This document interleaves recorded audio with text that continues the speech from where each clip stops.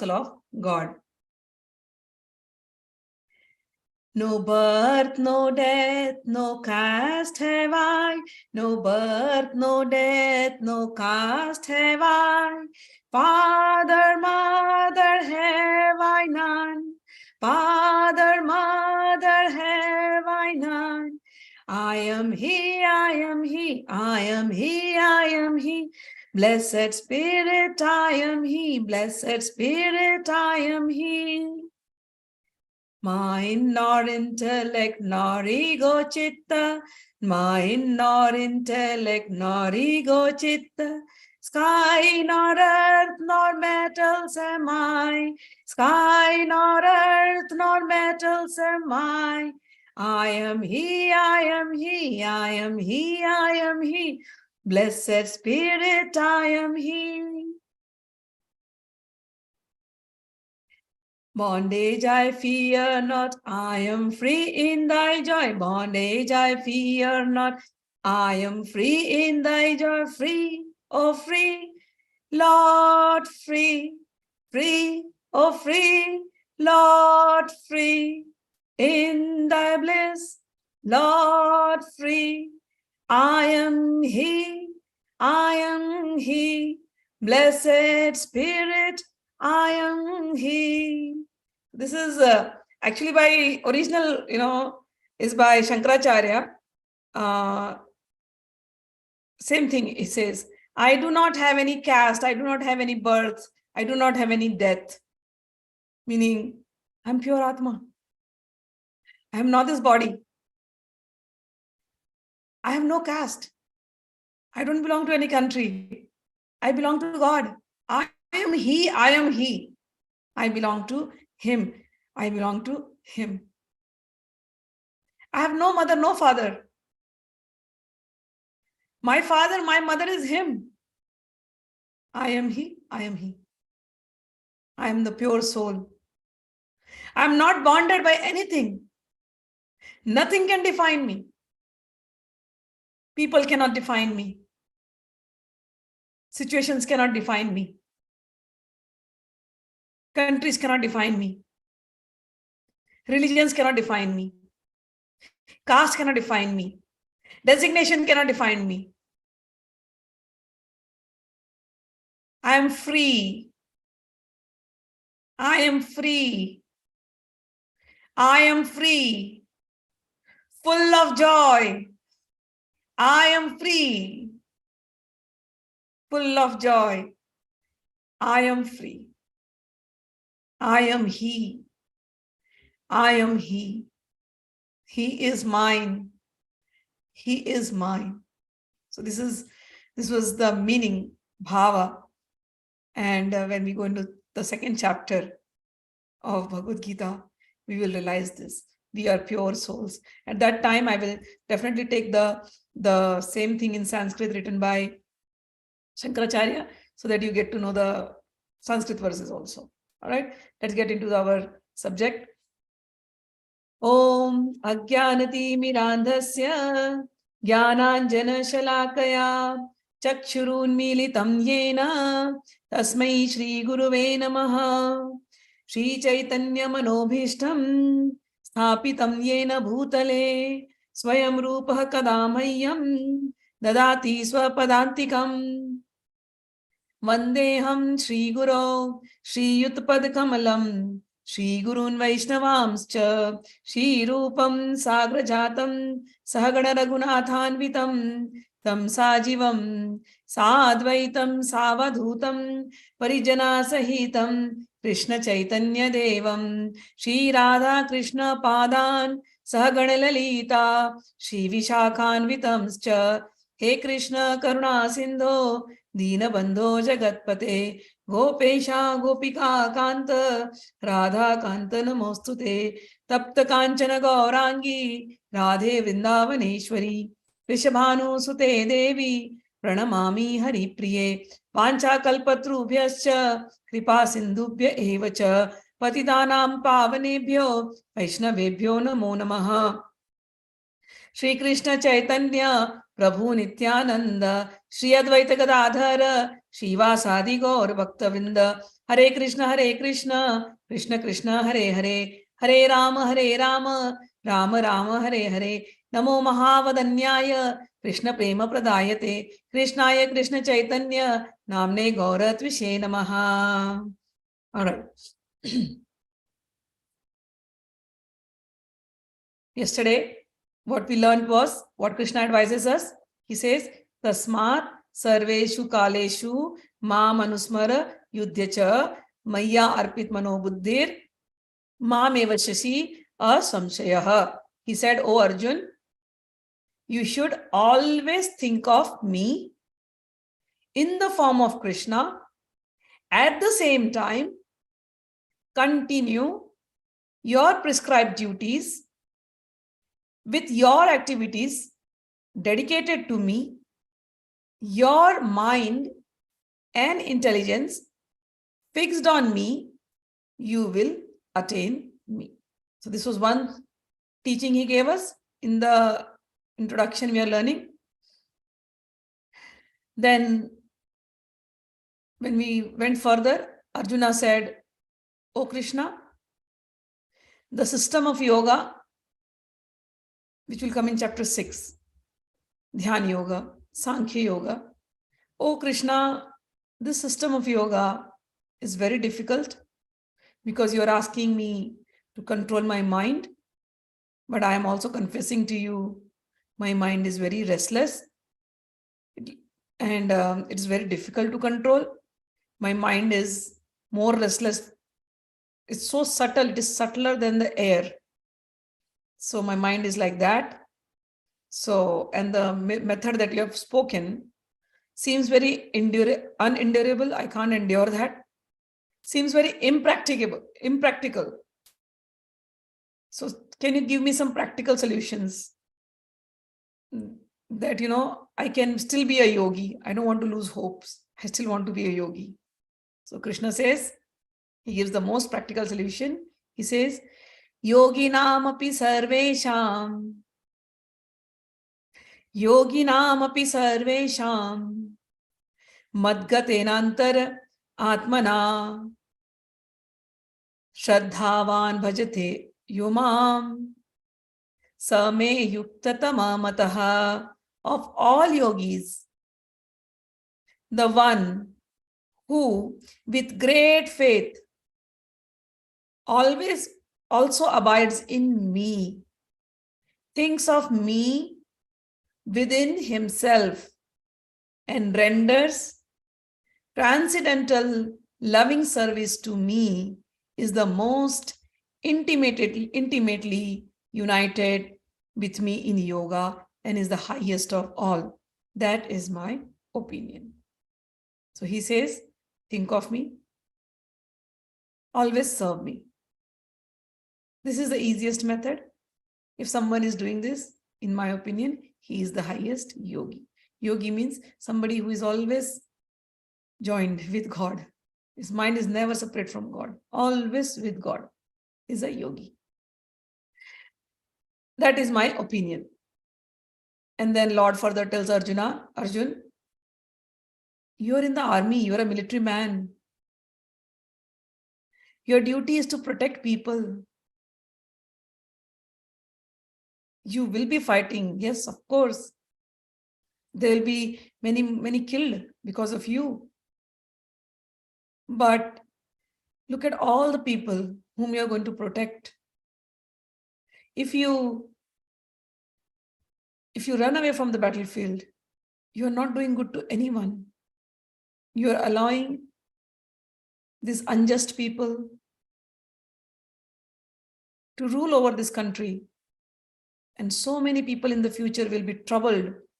So many Draupadis, the same story what Draupadi went through will happen. Other women. You can't do this. You are a Kshatriya by nature. You have to protect people. So please fight and do not worry about what will happen. I will take care about it. I'll take care of it. Think of me, put your mind and intelligence with me, and then keep fighting. We work not with our body, but with our mind and intelligence. So, if the intelligence and the mind are always engaged in the thought of Supreme Lord, then naturally the senses are also engaged in his service. Superficially, at least, the activities of the senses remain the same, but the consciousness is changed. The Bhagavad Gita teaches one how to absorb the mind and intelligence in the thought of God. Such absorption will enable one to transfer himself to the kingdom of the Lord. If the mind is engaged in Krishna's service, then the senses are automatically engaged in his service. This is the art. And this is also the secret of Bhagavad Gita. Total absorption in the thought of Sri Krishna. Modern man has struggled very hard to reach the moon, but he has not tried very hard to elevate himself spiritually. If one has 50 years of his life ahead of him, he should engage in that brief time in cultivating this practice of remembering Sri Krishna. This practice is called devotional process. How does it begin? This is called Bhakti Yoga. In our world, in our times, there are two main paths to approach God, which we are aware of. One, we have learned Ashtanga Yoga, 8 limbs of yoga, 8-fold path to reach God. Bhakti Yoga is a 9-fold path to reach Bhagwan, to reach God. Bhakti Yoga is a easier path. It seems easier. You don't have to go through much complex asanas or pranayamas or anything. It is a very natural path. Very easily it will take you to God compared to any other path. Like in Ashtanga Yoga, you have to do the asanas, you have to do the pranayams, you have to know the subtle things. You have to have the knowledge. Okay? But here, just by hearing, things will happen naturally to you. You will not even realize how it happened, but it will happen. This is a path given by, not only by Sri Krishna, but Lord Rama, who came many years ago, many thousand, millions of years ago. He gave it to Shabri, Navdha Bhakti. And this path has been followed for millions of years. It is not a new thing that has come up.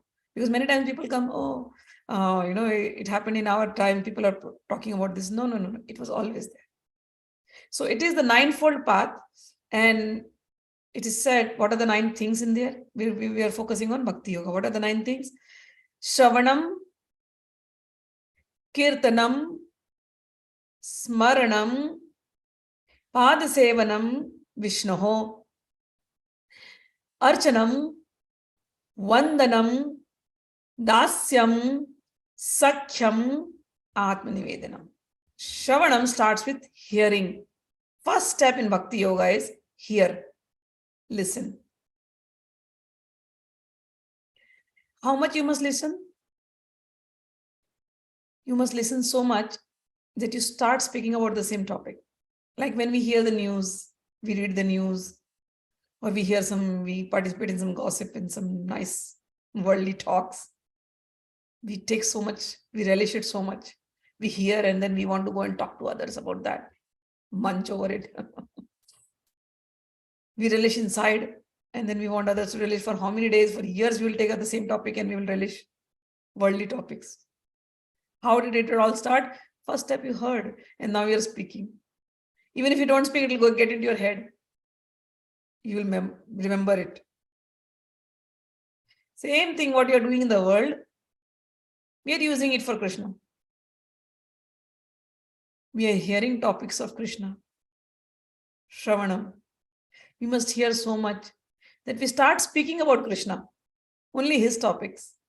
Every little thing should remind you of his topics.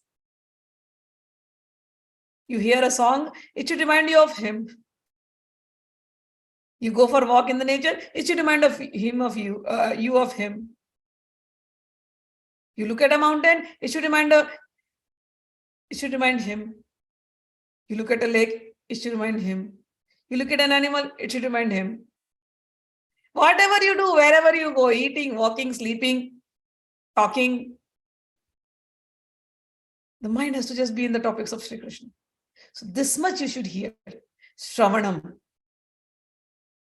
And Kirtanam. If you meet two people, we start talking. We start talking about Krishna's topics. And if there is no two people, if there's nobody else, we're only thinking, our mind is only working on Krishna's topics. So Shravanam means hearing. Kirtanam, speaking, glorifying. Smaranam, thinking about him. Padasevanam, serving the lotus feet of Sri Krishna. Serving the lotus feet of Sri Krishna starts from the deity at your home. You have a deity at your home and then you start serving. Then he is not only in that idol. One of the name of Vishnu is his Tripad. His feet is in all the three worlds. Meaning, Vishnu is in each and everything, everywhere. So with that thinking that my Lord is everywhere, first it will start from my altar. I start worshipping there. Then this house where I'm living, this piece of land that God has given me. There is a name for this land. It's called Vishnu Patni. In Sanskrit, it's called Vishnu Patni. Vishnu Patni means the wife of Vishnu. This land where we live, this land is the wife of Vishnu, Bhudevi.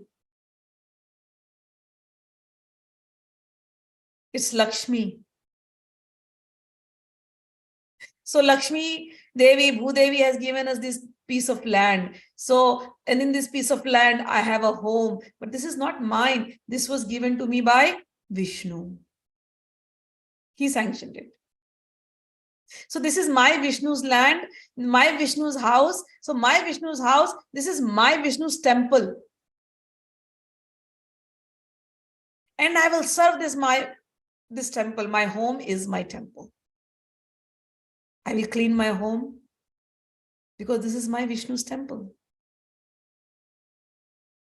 I will cook food because my Vishnu sits in my home, which is my Vishnu's temple.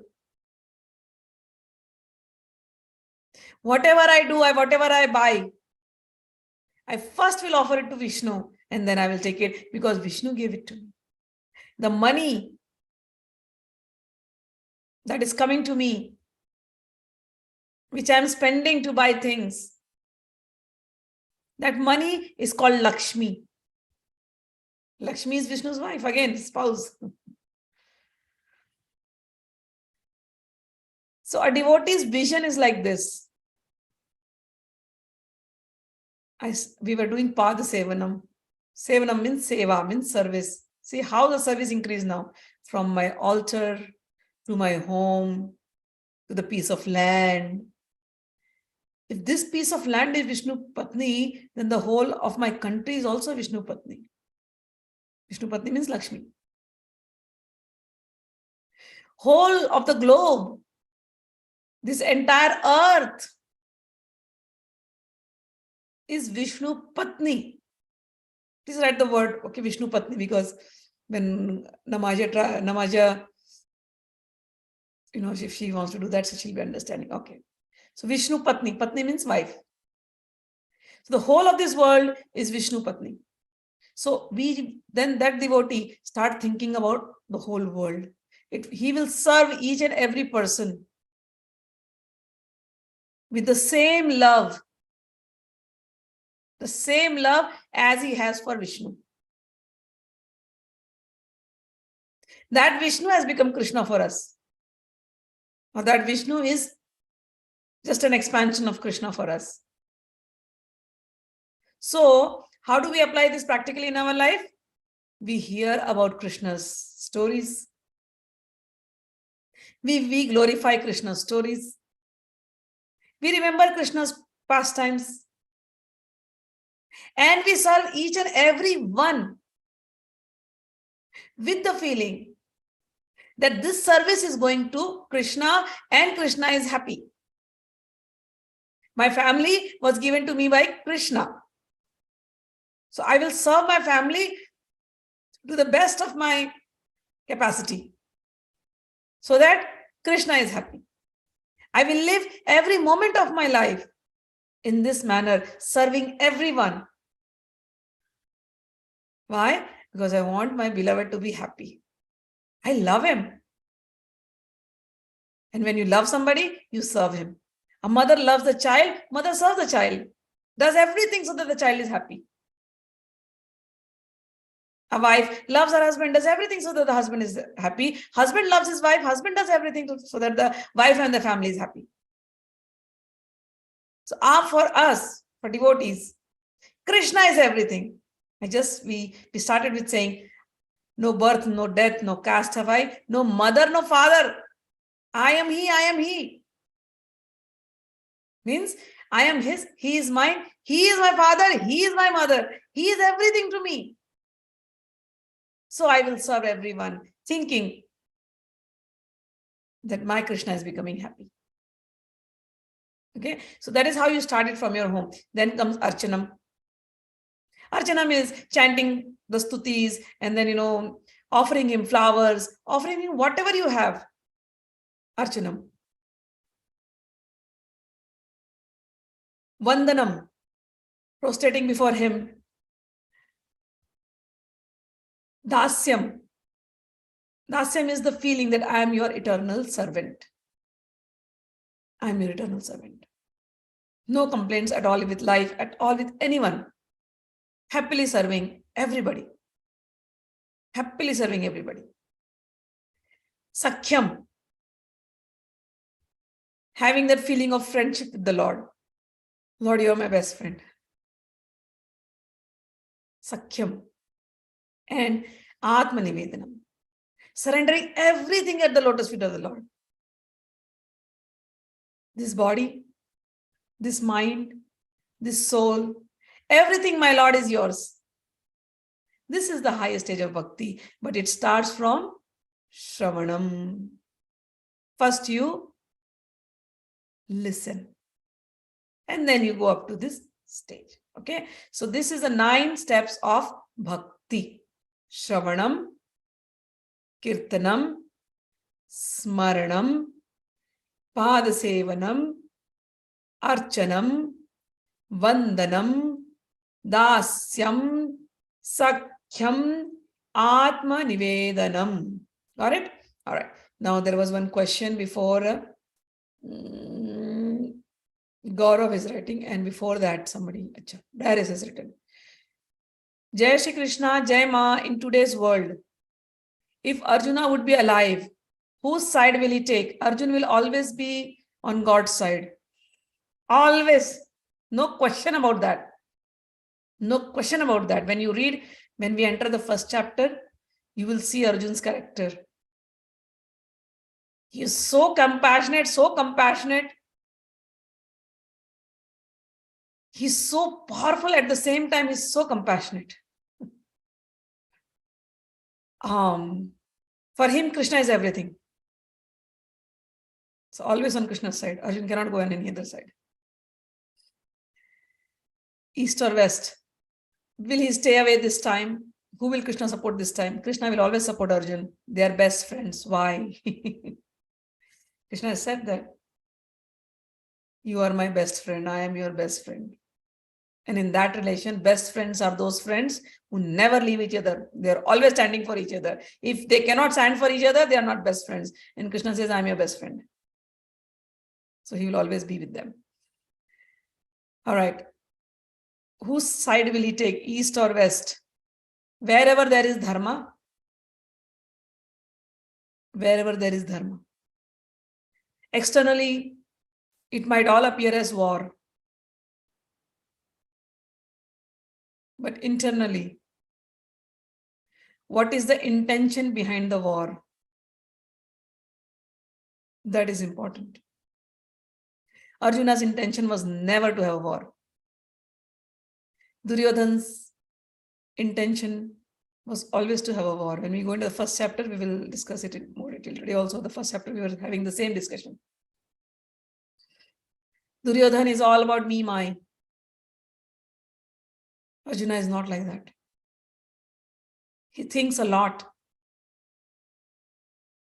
He goes to the point that I don't want a war, just leave it. Not only Arjun. In the background, his wife Draupadi, when Draupadi was, you know the story of Draupadi, when Draupadi was brought in that big court full of men, older men, her own in-laws, grandfather, Bhishma Pitamaha, gurus, Kripacharya, Dronacharya, men. She was dragged in a state which is very sad even to think. One of the most horriblest treachery, according to me. She's sitting with her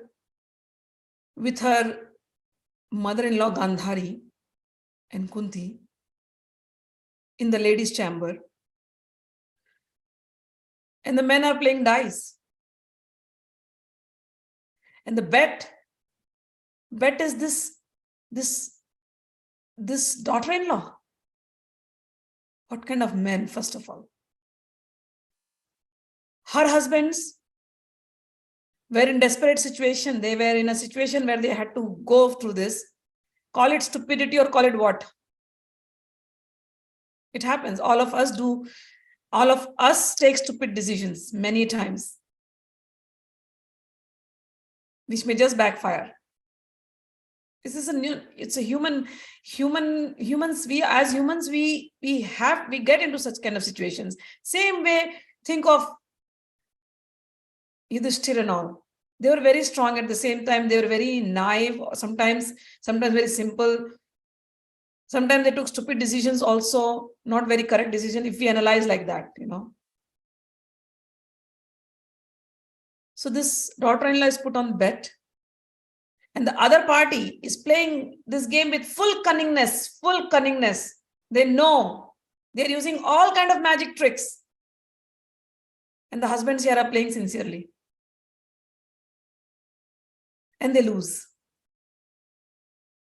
A game should not be with the cunning methods, but they lose. And Draupadi is dragged from the women's chamber. Draupadi at that time is in her menstrual cycle. She is dragged, blood going all the way on the floors, and then she's dragged in that court where men are sitting. This lady helplessly looks at all the men. Thinks somebody will get up. Somebody will stop this treachery. And all the men are sitting with their heads down. Only her teacher gets up. Teacher also is not able to get up because he's afraid. Everybody's afraid of their life. Who will go against Duryodhan and Dhritarashtra? But the Kulguru feels very restless. He just shows her his hand to Draupadi.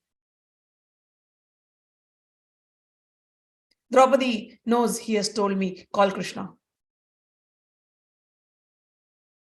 Draupadi calls, Hey Govinda Dwarka Vasi, rise.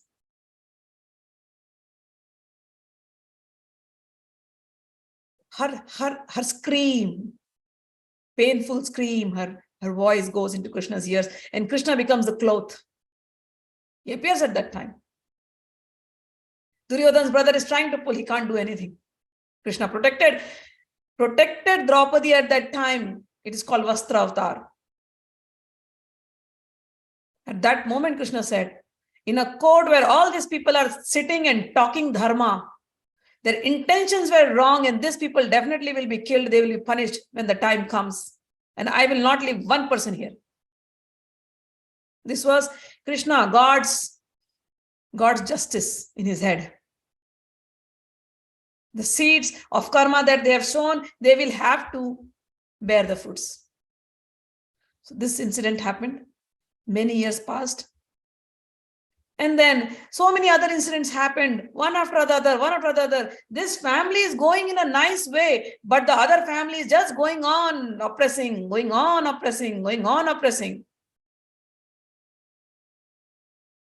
It led to Kurukshetra. Just before Kurukshetra war, Draupadi goes to, look at this Draupadi's character. Oh my gosh, she is one lady of, I don't know, such a strong heart. She goes to Krishna and says, Krishna, tell me what's going to happen in the war. I know, you tell me. Krishna says, everybody will be killed except for your husband and one of your grandsons.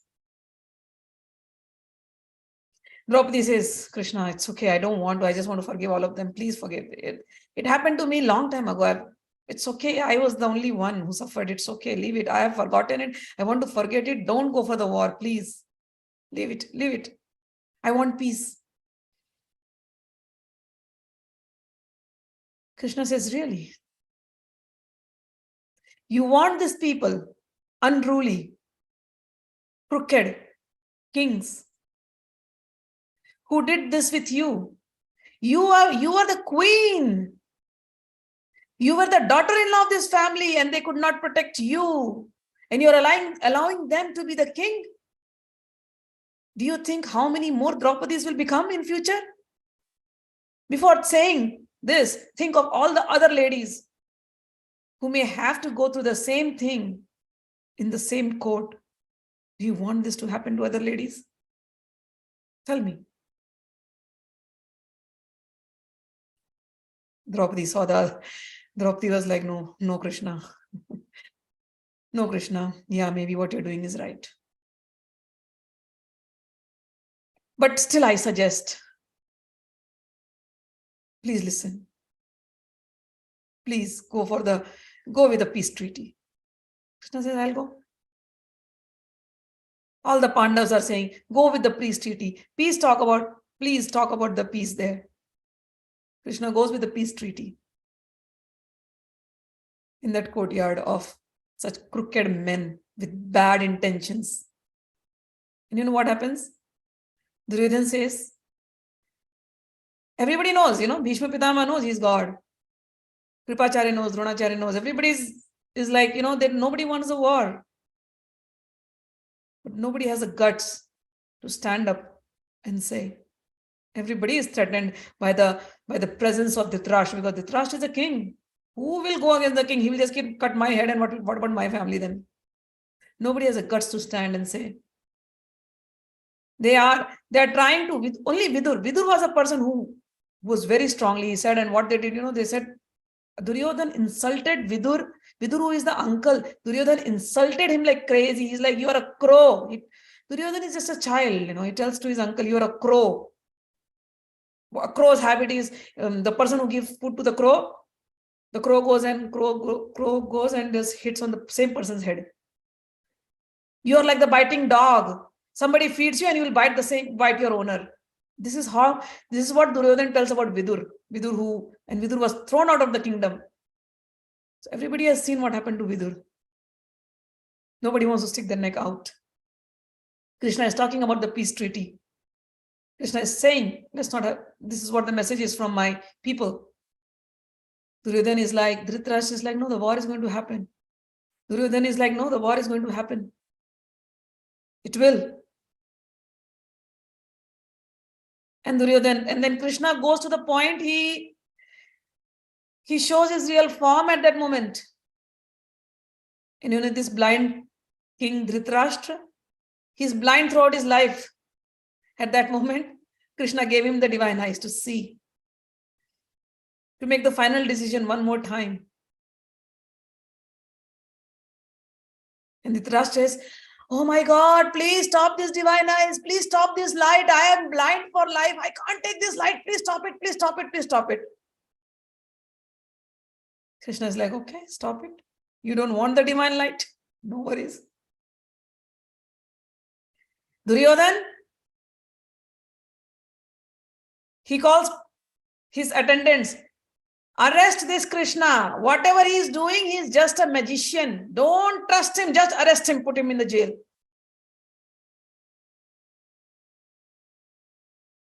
Intention. You asked me, who will Krishna support this time? Krishna will support the righteous anytime. Because Krishna is the witness of everyone's action. Krishna is in everyone's heart. Even before the war, Krishna, listening to his people's, generous thoughts, he went with the peace treaty, giving one more chance, change. And people are like, no, we want the war. Krishna says, Tathastu. You want the war? You don't know what I have my plans. You don't know the fine prints of that war. Tathastu. So be it. And even before the war, when we read the Gita, when we go in the first chapter of Gita, you will see Arjun's situation. He's like still praying, Krishna, I don't want this war. Leave it. What's the point of this war? What are we going to gain? Leave it, Krishna. They want the kingdom, give it to them. My uncles are standing in front of me. My teacher is standing in front of me, who gave me everything. I don't think so. I need to fight with them. I just want to leave it. Leave it, Krishna. Take the chariot away. I don't want to see them. And then Krishna gives the Gita. Not only that, there are other things Krishna tries to remind him. How? What are you talking? What have you forgotten? Don't forget what all they have done. Arjuna is so kind, even in the war, he wants to go strategically and not lose his religion, the right path. And Krishna takes over him and says, I am the right path. I'm teaching you. Just fight. Don't be weak. Don't be weak. You have showed your weakness enough. Don't be weak. Nice person is not a weak person. A devotee is not a weak person. A devotee is a strong person. Don't show your weakness. Be a strong person. Fight it. Protect it. It is not only for your family. You being in the kingly position, if your family has to undergo all this, think of the others. What kind of bad rulers these people may be. Just fight. You're the military man. You cannot track back. So Krishna, when you asked me, will he stay away this time? No. Who will Krishna support this time? Krishna will always be on the righteous side. Maybe sometimes you may think situations, didn't give the right results at this moment, but in the future they will. In the future they will. Krishna knows. Krishna knows it. We live in times when the world is under threat. This is the reality. Always there was a threat. Always. This is this world, the nature of this world.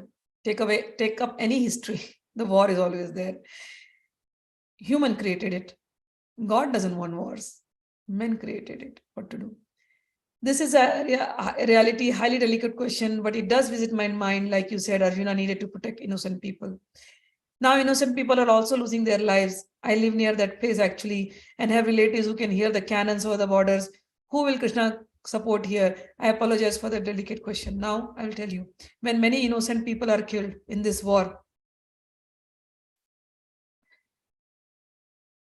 first of all, even if they are killed, they are still living. This is what the second chapter of Gita starts explaining. We are soul. We don't die. This is where the whole thing starts. Krishna tells Arjuna, we are souls.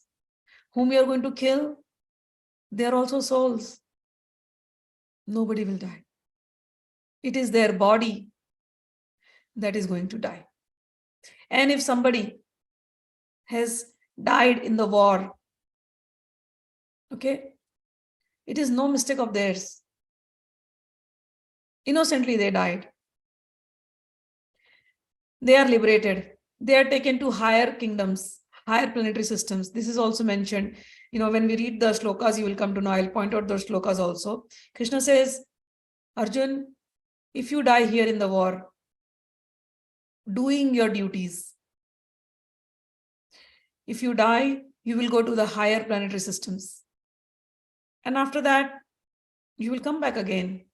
But you will not be degraded. You will be in a higher family only. And from there, you will continue ahead.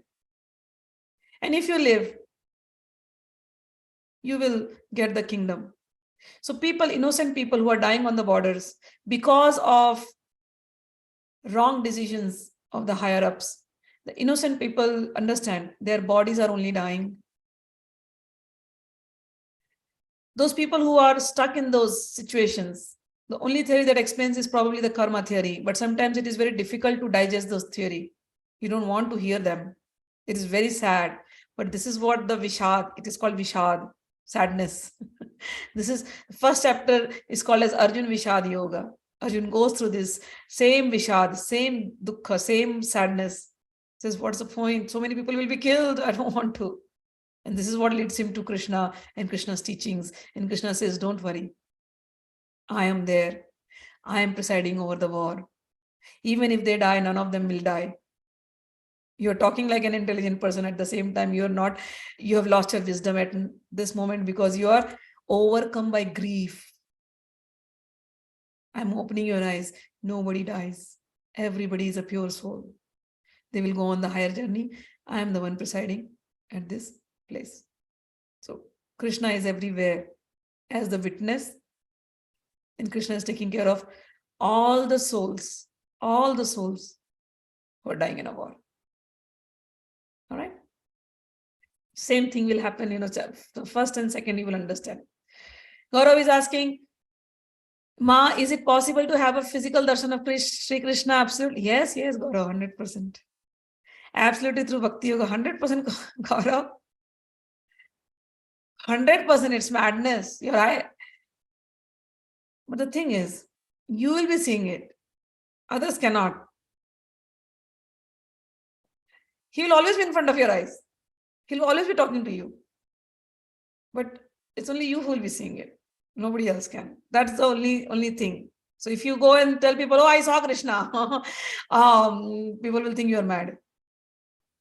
So yes, you will see. It is not that you don't see, you see.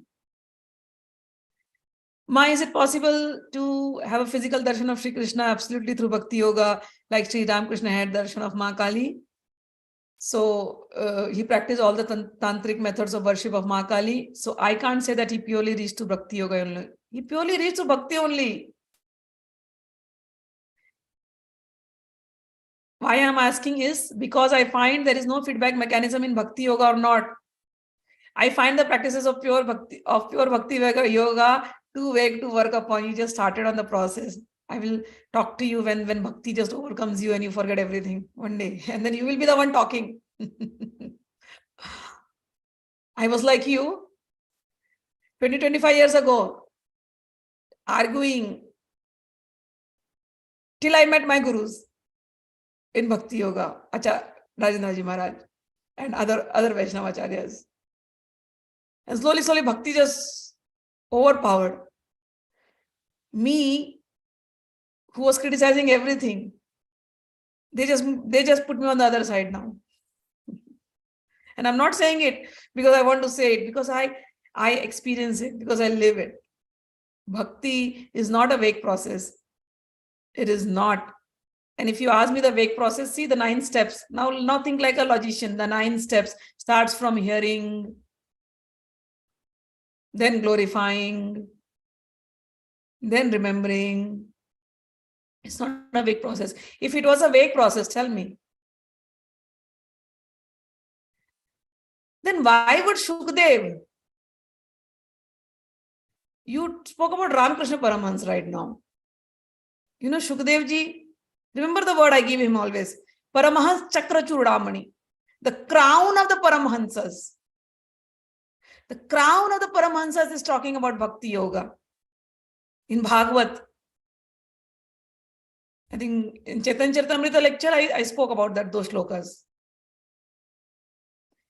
Shukdev ji says, no matter what, whether you follow Jnana Yoga, whether you follow Sankhya Yoga, whatever you follow, one thing you have to reach, one stage you have to achieve. What is the stage? Ante Narayana Smriti. What is the word? Smriti. Smriti means remembrance. Final goal of any practices is, in the end, you should be remembering Narayan, or in here he says Krishna. No difference in both, though form wise. But so the word is smarana, memory. In your memory, you have to remember Krishna. How will you reach to that place? If you say, oh, I'll follow Jnana Yoga, from where are you going to get the Jnana? How will you get the Jnana? You have to listen. So the first step is Shravan, is it not? First step is Shravan. Then you will start practicing it. There will be some technique there. They will say, oh, do the pranayama, do the yoga, any step. You take the 8 steps also. There are techniques in there. Are they not? Why are the techniques given? If you follow the Ashtanga Yoga or the Jnana Yoga marg or any other marg, whatever you think of, eventually they'll go into Samadhi. Is it not? What happens in the state of Samadhi? The state of Samadhi is a state where you do not forget who you are. I'm starting with like a Jnani now. Who are you? Then your statement will be, I am the Atman. The day you realize you are the Atman, Athato Brahma Jigyasa is fine. You will realize everybody is an Atman. Yes, you will realize. Next question starts. I know I am the Atman. I know I perfectly fit in this scheme. But who is the one who made me? Who is the one who made you made this thing with such perfection? Everything something may look stable, but nothing is unstable. Everything is in motion. Who made this? Everything is in motion, but there is no chaos. Everything is perfect. Who made this? Who is that perfect being? Then from self-realization, first step, as I said, Jnani will go to self-realization. But from self-realization, then when you start questioning, who is that? Then your path to God realization starts. So self-realization to God realization. If somebody has reached from Jnana Yoga to self-realization, wonderful, wonderful. But that is not the end of it. When the question arises, who is that intelligent creator? Then you will end up in all this Bhakti Yoga path. Then you will start doing his kirtan. Then you will hear about Vishnu. You will hear about Narayan. You will hear about Krishna. And then you will fall in love. But yes, the first path, if you don't want to follow this, no problem. Go through Gyan. Go till that end position. But once you have gone till there, the next stage will start. Because that stage, if somebody has, if he's in the Samadhi, he's able to realize himself, that stage is a very pure stage where many of your contamination of the consciousness is already removed. Your mind, you can only reach to that stage only when the mind is childlike, very pure. Then only you can experience that. Continuous stage of Samadhi, like Ramkrishna Paramhans. Ramkrishna Paramhans was a childlike person. It is not an acting. You can't act like that. It's a state of mind. It's natural. So Samadhi, even when you start from Jnana Yoga, the first step is Shravanam. Without Shravan, it is not possible. And then Shravan, chalo, I'm skipping the step Kirtanam for you. Smarana. What is Dhyana? Ashtanga Yoga. Whether you go from Jnana Yoga or whether you go from Ashtanga Yoga, you have to do Dhyana, is it not? What is that Dhyana? On what are you doing the Dhyana? What are you doing the Dhyana on? Why is that Dhyana necessary? Your mind, which is scattered everywhere. Dhyan is a process given to you. Meditation or dhyan is a process given to you to bring that scattered mind to one pointed concentration.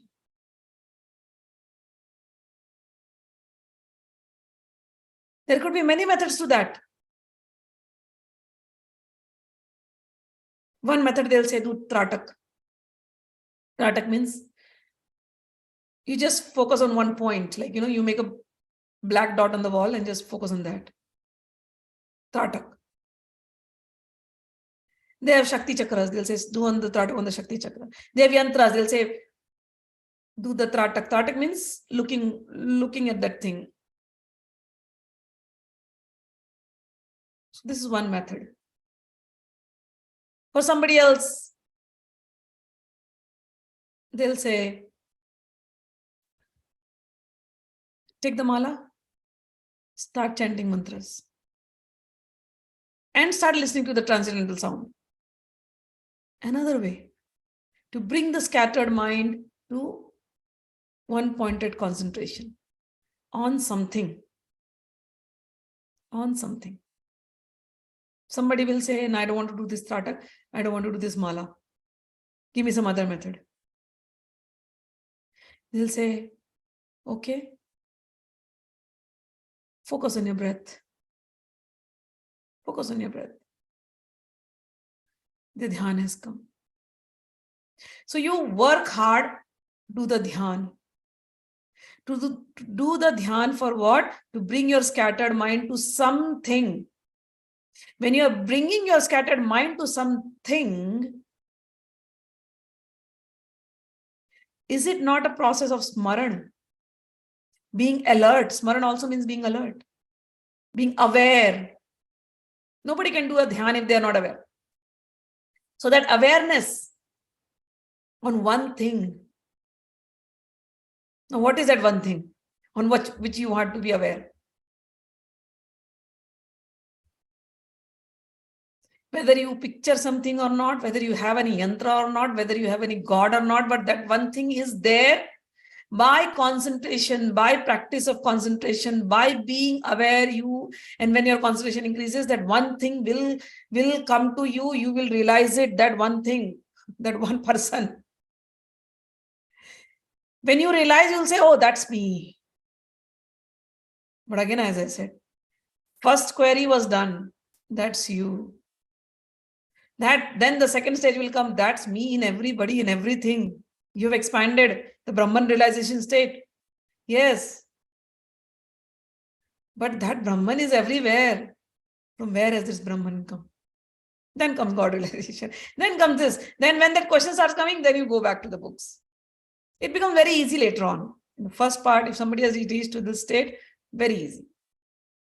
But some person does not want to go through this method. This seems very complicated. Doing yoga, doing pranayam, very complicated. So our saints came up with this thing. Yeah. Every day telling the mind, take it off from the world, sit and focus on your breath or sit and focus on it. It's very difficult, very difficult. Okay, you cannot take your mind like that. No problem. Start listening Krishna stories. That's it. What is Bhagavatam? Krishna stories. Krishna stories, that's it. And Krishna's stories have such power. They will naturally attract you. Why not? Krishna means attraction.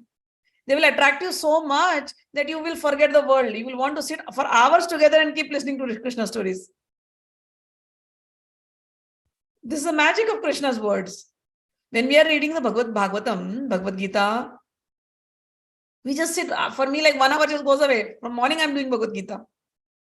The joy, it is there in that thing. So our saint said one thing, that like to treat, if somebody gets a snake bite, they say snake bite, the poison can be treated by the snake's poison itself. The poison is a treatment for poison. If you get a thorn in your hand, if you want to remove the thorn, you take another thorn and you can pick it out. So a thorn can be removed by a thorn. A poison can be treated by a poison. So this mind which is in the world, it likes to hear the stories of the world every day. This mind is used to hearing stories. But those stories are polluting the mind. What does it want to hear? Maybe some romantic stories. Love and breakups. Okay. Let's tell the stories about Radha and Krishna. So much of love, so much of love, so much of love. How many times they break up? How many times they love? But even after hearing so many times, the person who hears, he also falls in love. And the person who hears wants to hear it more and more, more and more, more and more, more and more. Keep telling me, keep telling me, keep telling me. I'm telling you, afternoon class, people, when they hear my afternoon class, we talk about Krishna Radha's love story every day. And after that, they'll be like, please continue more. We want to hear more. It's not stories. Those are real things happening in that other world. That is why your mind is getting attracted and mind is getting purified at the same time. Easy process, easy process. The mind's natural state, it has to hear. Even if you have not seen anything, you just hear some word goes into you and that word is done. Your work is done. So that is why this Bhakti Marga, it was given by God himself, Lord Rama. You think he will give you something which is of no, which is, as you said, I am finding it too vague. You think he will give you something vague? No, he will not. He has given something which is practical. In fact, the other process are little vague. Really. But this is very practical. So why am I asking? Because I find there is no feedback mechanism. There is so much feedback mechanism. You'll be drowned in love. You will not want to come out of this. I'm telling you, you will realize it sooner or later. I find the practices of pure Bhakti Yoga too vague to work upon. Just keep listening. You don't have to work upon anything. Got the solution? You are not working upon anything. You are only doing the first process. Shravanam. Listening, listening, listening. That's it. Everything else will happen by itself. All right. Aman is saying, Ma is Rupa Dhyan, starting with imagination. Don't say imagination. It is visualization. Okay, change the word. Imagination, the moment you said imagination, imagination has a thought to it. It is fictional. But visualization is not imagination. Visualization is creating something. Today we have Apple phones. It first, before the iPhones came, before that iPods came. Right? How did iPod come? He visualized it. How did he visualize it? It started from an idea. Steve Jobs, there was a story I heard. Steve Jobs' daughter was going somewhere and he saw, in those times we had MP3 players. My God, those times I'm saying, it was just recent. MP3 players, and there used to be so many MP3 CDs, right? So even if in the car, if we have to go, we have to take all those CDs, bundle of CDs to play. So he saw his daughter, MP3 player and all those CDs, and she's going with all this. And then that made Steve Jobs think, if we can just make it in some small device where all the music can be held and we can hear. So the idea came. Was it imagination? No, he started visualizing it. And from there, he created the first thing called iPod. The small things, little things. Can anybody imagine now? But his visualization was so strong. He got it done. And from iPod to iPhone, he changed everything. The whole world is in your palms now. This is the power of the mind. An ordinary human being can achieve. Walt Disney started Disneyland. Go and see. I mean, you might have seen also, some of you. Power of the mind. We see it. So when the same power, if we apply in our spiritual practices, we are not imagining, we are visualizing. They are there. We are sharpening, we are fine-tuning every day. The day the mind is clear, your visualization, no, he will be there, right there. The same way you wanted him, he'll be there. Okay, so this is, so Rupa Dhyan, do it as much strongly. Naam, Rupa, Leela, Leela means pastimes, and Dham, his visualization of his Dham, Vrindavan. So Ma is Rupa Dhyan start. So I gave you a big lecture on imagination. It is not imagination, it is visualization. Lord Krishna's form while awake, a part of Navdha Bhakti, yes, even while awake. For me, awake is only one word, spiritual awakening. Even though we look like we are awake, but if we are in the world, we are not awake. We are in ajïäna-timirändhasya place. We are in that, darkest of ignorance. Even though eyes are open, but we are in the darkest of ignorance because we are in the world. The only awakening happens when with open eyes also we are visualizing Sri Krishna. Aankhein khuli ho ya ho band, there's a song lyrics. Aankhein khuli ho ya ho band, दीदार उनका होता है. कैसे कहूँ हो यारा, ये प्यार कैसा होता है.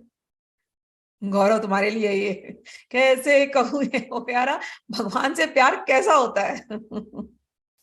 ठीक है.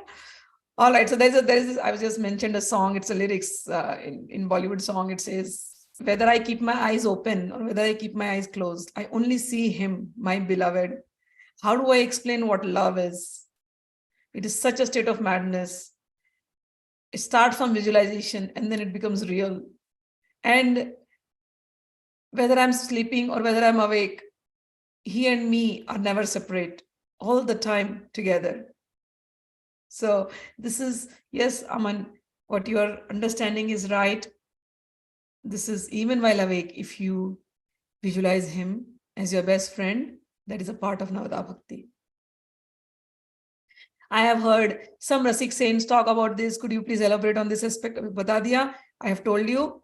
And, there are a lot of Rasik saints, Vani. If you are interested, you can hear, but take it slow. Take it slow. First get used to Sri Krishna. Make a relationship with him. Then we will get deeper into those Rasik saints, Vanis. Okay. Rares writes, one can even combine, oh my God, time. All right, we'll take this last one. One can even combine pranayama with bhakti and mantras and see in bhakti the supreme source of jnana too. Yes, yes, yes. Ramakrishna worshipped Kali in all forms of tantric worship with rituals, but those rituals were done with supreme bhakti and in Samadhi state. Perfect. The rituals were there as manifestations of bhakti. Yes. He practiced all the tantric methods of worship of Ma Kali. Yes. So I can't say he purely reached to pure bhakti yoga. The tantric came later. First came bhakti. He saw Kalima even before the tantric came. He was seeing Kalima before that. The gurus were sent to him later stages. Bhairavi came later. He never went out in search of the gurus.